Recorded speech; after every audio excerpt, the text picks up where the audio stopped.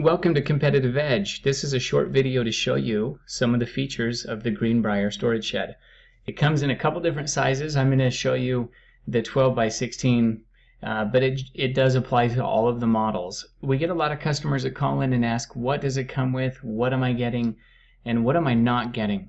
This is probably the best picture to show what you get and what you don't get.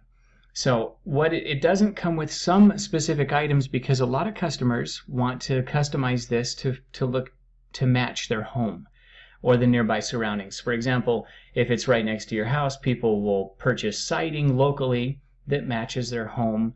And then the shingles, same thing. They want shingles that are identical to the ones on the roof of their home or very close to it, and so they'll get those locally as well.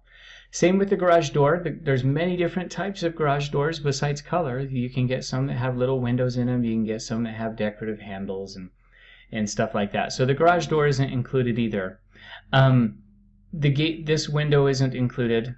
It's basically what you're getting is the bare bones of a good quality storage shed that you then customize.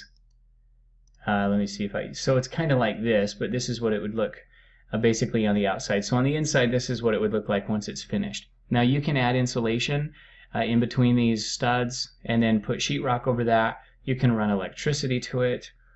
You can customize this loft to be somewhat of a storage area. It's not a huge one, but it can be used to hold some items up there. And here's a different shot. It is designed to fit cars. Not oversized vehicles like SUVs and things like that, but cars nonetheless.